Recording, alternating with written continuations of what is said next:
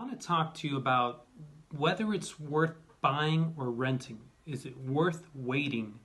So I'm going to show you another tool that I have. It's buy versus rent. So when someone comes and says, Phil, should I buy? My rent isn't bad. What we want to look at is, first of all, right now all over the U.S., especially in South Florida, rent is higher than the mortgage payment. So some might say, well, my rent is a little lower than a mortgage payment right now. And that might be the case for the next few years. But remember, when you get a fixed rate mortgage, your mortgage payment is the same for those 30 years. Rent will always go up. Remember that. So forget about this comparison. Always remember that one fact.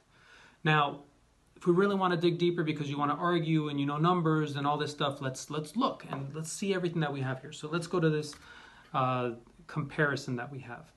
I just put in a value of 400,000. A lot of my clients are in that range. Sorry about that. So a lot of my clients are in that 400,000 range, sometimes lower, 300, sometimes a million. Now, for a 400 property, I put this in at $3,000 a month in rent. Renter's insurance, $30. I mean, I don't know anybody that does renter's insurance. If you do, we could always modify that. But I'm keeping it there at only 30, nothing more. So this is all on the left-hand side here. We have the renting tab, we have the buying tab. So right here, if we're buying a 400, only putting 10% down. Now this isn't a VA. If we did a VA, then it blows it out of the water because you're putting 0 down and there's 0 mortgage insurance premium. But here we're saying it's 10% down, 4.5 rate. It's about where we are on primary purchases, depending on your credit score. Some might be a little bit higher. It all depends. Every case is different. I don't want people to think, oh, but you said it was 4.5. This is an example. Could be 4.75 in your case. Depends on credit. Depends on various other factors. So 30-year fixed, closing costs. I put 10,000 in there. Could be less for 400. Could be right there. Property taxes per year could be higher than that as well. You know what? I'm gonna go with let's go with 7,000. Let's make it even more difficult or worse looking for you guys on the rentals, on the owning side. So homeowners insurance, 2,400. We're in South Florida. Let's make that 3,600. So we're gonna make this an expensive purchase, and I'm still gonna show you how it's better to buy no matter what. So let's move over to the right here, estimated cash flow. The monthly principal and interest, buying during year 1, renting during year 1, rent during year 9. So you see rent is at 3,000, but if it goes up 3% a year, which is conservative, I would say, you should be at 3,800 in 9 years. But when you're purchasing, your payment for that first year is $3,000 as well. This is at the 4.5. We can just look at the cash flow difference. So over the 9-year period, what's your savings? Your dollar for dollar, month to month savings is $36,000. But that's not where we want to focus. That's showing you that it's better dollar for dollar.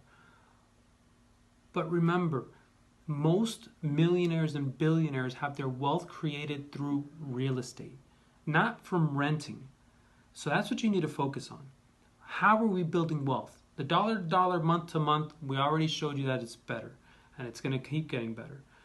But if we keep going down on these charts, go down back here, appreciation gain. So even if you were paying interest only, you're not paying down your debt, your property is going to appreciate. We're only forecasting 2.72%. Right now, appreciation has slowed from what it was over the last several years. It's at 4.7 from last year. Even in a recession, you appreciate at 2, 3%. 1% was one of the lowest in recessions from the 90s. Of course, if you look at the last recession, the market crash, you need to go watch some of my other videos about recessions to understand the difference. But here, forecasting under 3% appreciation, you'll still have over 100,000 in appreciation in that 9-year period. Properties usually double every 20 years. Look at any graph of property values and you'll see from 1980 to 2000 they've doubled, from 2000 to now they've doubled, from 1960 to 1980. You look at, pick any, 83 to 2003, you pick those 20 years and you're going to find double values.